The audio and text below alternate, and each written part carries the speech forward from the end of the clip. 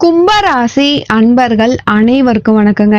இப்போ நீங்க என்ன மாதிரியான பிரச்சனையில இருந்தாலுமே சரி, ஒரே ஒரு இடத்துக்கு போனீங்க அப்படின்னா உங்க வாழ்க்கையில நிம்மதி, செல்வம், புகழ் எல்லாமே தானா வருங்க. அந்த இடம் உங்களுடைய ராசி ரீதியா ஒரு ரகசியமா உங்களுக்கு ஒரு சிறப்பான சக்தி அளிக்கக்கூடிய இடம். இங்க நீங்க சென்று வந்தீங்க அப்படின்னா உங்களுடைய பிரச்சனை உங்களுக்கு திரும்ப வரவே வராது. முழு தகவலும் இந்த பதிவுல நான் சொல்ல போறேன். இந்த வீடியோவை ஸ்கிப் பண்ணாதீங்க. ஸ்கிப் பண்ணிட்டீங்கன்னா நீங்க ஒரு முக்கியமான ரகசியத்தை தவற விட்டுருவீங்க. கும்பராசி அன்பர்களுக்கு இந்த பதிவு ரொம்பவே பயனுள்ளதா இருக்க போகுது. முதன்முறையா நீங்க நம்ம சேனலை பாக்குறீங்கன்னா மறக்காம சப்ஸ்கிரைப் பண்ணி வச்சுக்கோங்க. கும்பராசியில பிறந்தவங்களுக்கு மனசு என்னைக்குமே ஆனந்தமா வைத்துக்கணும் அப்படின்ற நிர்பந்தம் கட்டாயமா இருக்குங்க. ஏன்னா கும்பராசி அன்பர்களுக்கு இறைவன் 2 சொத்து கொடுத்திருக்காரு. அட, எங்க சொத்து இருக்கு அப்படின்னு தானே நீங்க கேக்குறீங்க. ஆமாங்க, இருக்கு. முழுமையா கேளுங்க, நான் உங்களுக்கு சொல்றேன். கும்பராசி அன்பர்களுக்கு 2 சொத்து. ஒரு சொத்து பாத்தீங்கன்னா மறதிங்க. அது எவ்வளோ பெரிய சொத்து தெரியுமாங்க. தொடர்ந்து ஏமாத்துறவங்க ஏமாத்திக்கிட்டே தான் இருக்காங்க. உங்களுடைய மனசை சங்கடப்படுத்திக்கிட்டே இருக்காங்க. நம்மளையே வேதனைப்படுத்தணும் அப்படின்னு கங்கணம் கட்டிட்டு அலையுறாங்க. அதெல்லாம் நம்ம மறக்கணும். அந்த எண்ணத்தை நம்மளுக்கு கடவுள் கொடுத்திருக்காரு பாத்தீங்களா. துரோகத்தை மறப்பவர்களும் மன்னிப்பவர்களும் கடவுள். இந்த இடத்துல கும்பராசி அன்பர்கள் தான் முதல்ல இருக்காங்க. 1. 2வது சொத்துங்க. இது எது கொடுத்தாலும் வேண்டான்னு சொல்லி மறுக்காம ஏற்றுக்கொள்ளக்கூடிய மனப்பக்குவம். அது தாழ்ந்த பதவியா இருந்தாலும் ஓகே, உயர்ந்த பதவியா இருந்தாலுமே ஓகே. ஏன்னா இந்த கும்பராசி அன்பர்களுக்கு இதுதான் கிடைச்ச சொத்து. கும்பத்துக்கு பிடிக்காத 2 சொத்தும் இருக்குதுங்க. அதையும் கடவுள் கொடுத்திருக்காரு. இதை கொடுத்தவரு அதையும் கொடுத்திருக்காரு. அது என்னென்ன?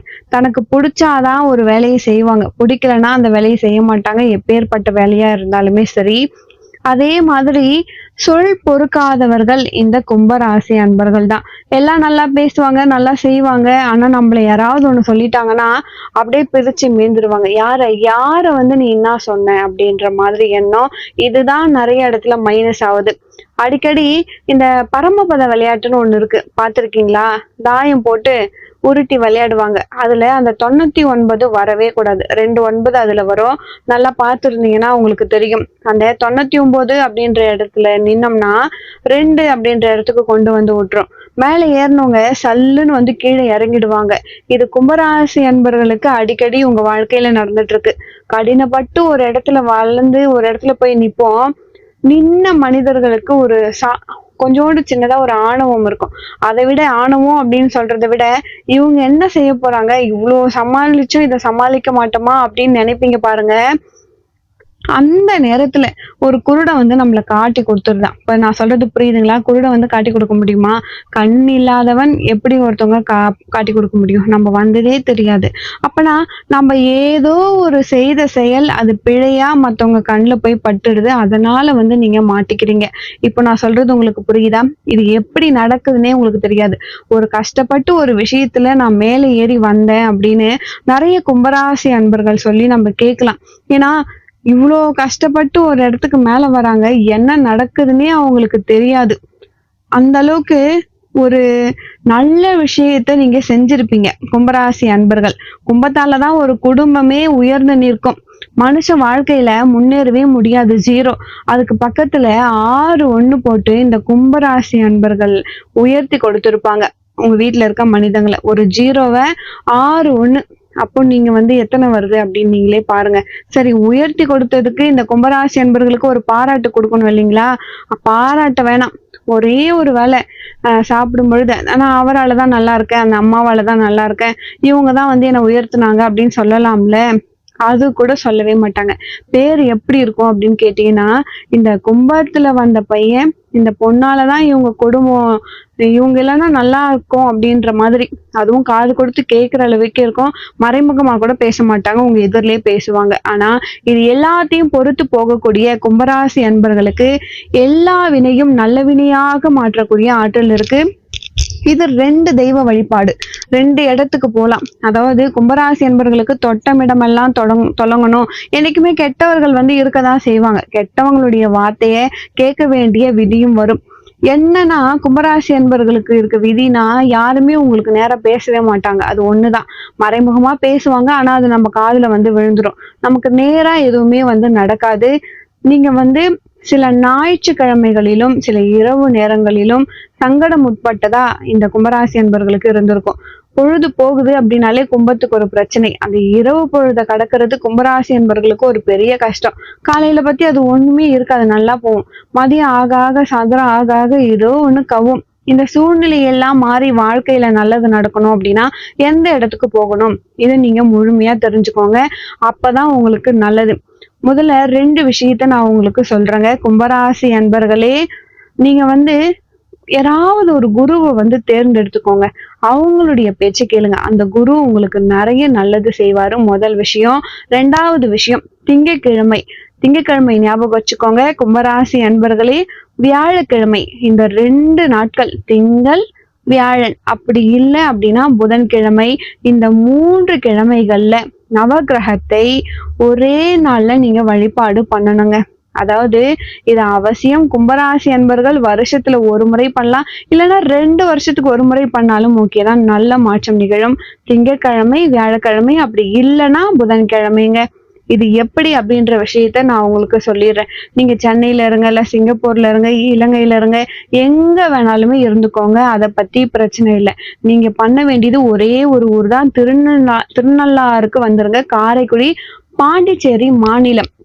காரைக்கால்ல ஒரு ரூம் எடுத்துக்கோங்க. முதல்ல திங்கட்கிழமை காலையில நீங்க சனீஸ்வர பகவானை தரிசனம் பண்ணணுங்க. உங்களுக்கு ஆயுளை கொடுப்பாரு, மந்த நிலைகளை உங்களுக்கு மாற்றி கொடுப்பாரு. நான் முதல்ல சொன்னேன் பாத்தீங்களா, நீங்க போக வேண்டிய இடம், அந்த இடத்தை தான் இப்ப நான் உங்களுக்கு சொல்லிக்கிட்டு இருக்கேன். நீங்க நோட் பண்ணிக்கோங்க. முதல்ல சனி பகவானை நீங்க வழிபாடு பண்ணணும். அடுத்தது திருநாகேஸ்வரம் வழிபாடு. அதுக்கிடையில திருப்பாம்புரம்னு இருக்கு.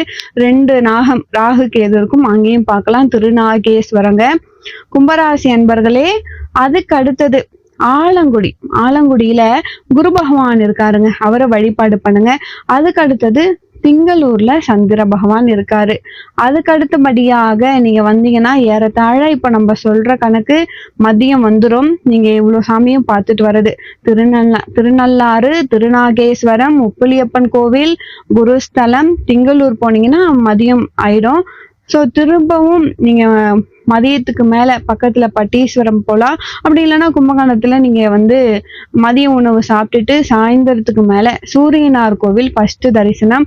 4:30 மணிக்கு கஞ்சனூர், 5:30 மணிக்கு வைத்தீஸ்வரன் கோவில், 6:30 மணிக்கு நீங்க வந்து கீழ்பெரும்பள்ளம் திருவெண்காடு, நீங்க வந்து 8:30 மணிக்கு திருக்கடவுர்ல வந்து காலசம்ஹாரமூர்த்தி தரிசனம் பண்ணீங்கன்னா நவகிரக வழிபாடு ஒரே நாள்ல நிறைவு பெற்றுங்க.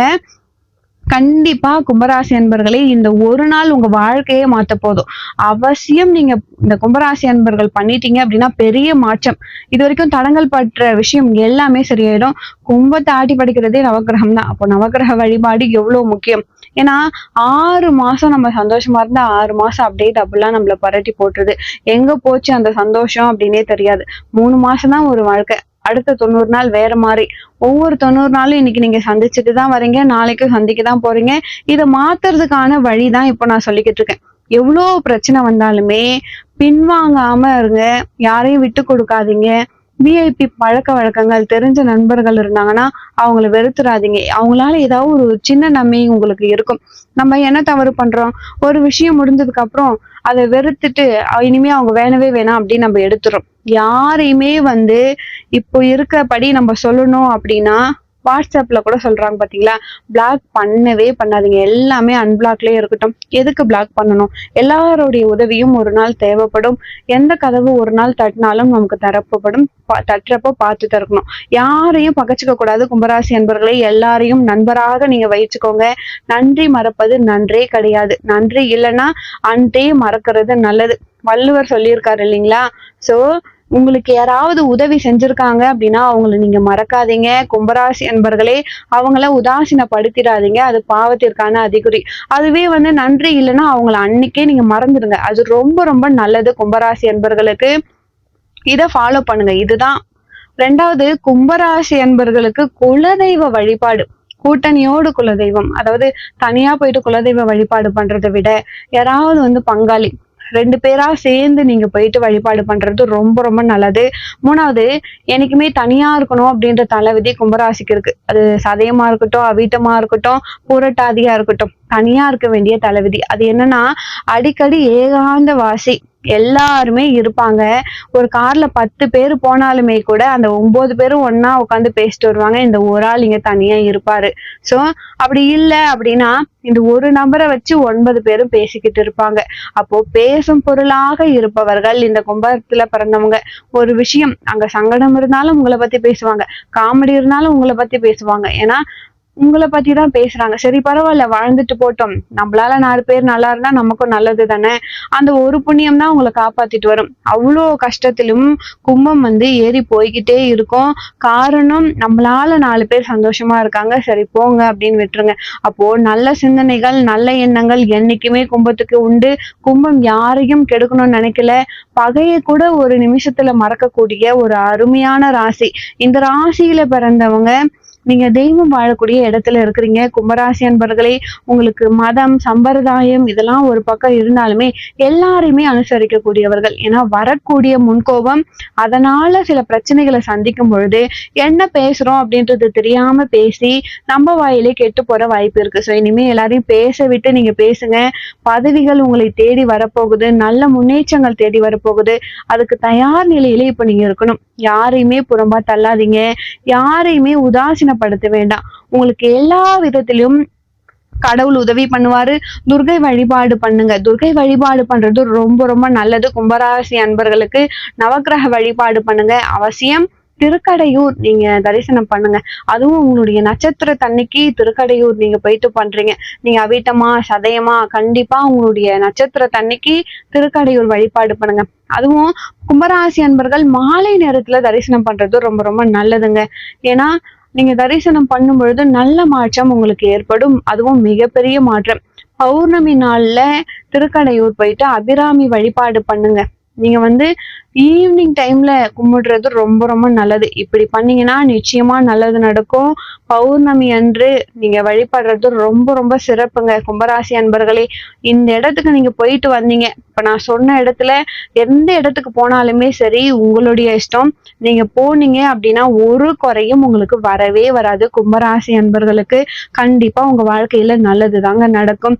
இந்த பதிவு உங்களுக்கு ரொம்பவே பயனுள்ளதா இருந்திருக்கும். வீடியோ பிடிச்சிருந்தா என் சேனலை சப்ஸ்கிரைப் பண்ணிக்கோங்க. வீடியோக்கு லைக் கொடுங்க. மேலும் உங்க வாழ்க்கையில நீங்கள் சீரும் சிறப்போடும் செல்வ செழிப்போடும் வாழ நானும் இறைவனை பிரார்த்திக்கிறேன். உங்களுக்கு தெரிஞ்ச கும்பராசி அன்பர்களுக்கு இந்த பதிவை ஷேர் பண்ணுங்க. உங்களால ஒருத்தருக்கு நல்லது நடக்குதுன்னா அந்த புண்ணியம் உங்களை வந்து சேரும். அடுத்த ஒரு நல்ல பதிவில் உங்களை சந்திக்கிறேன். நன்றி.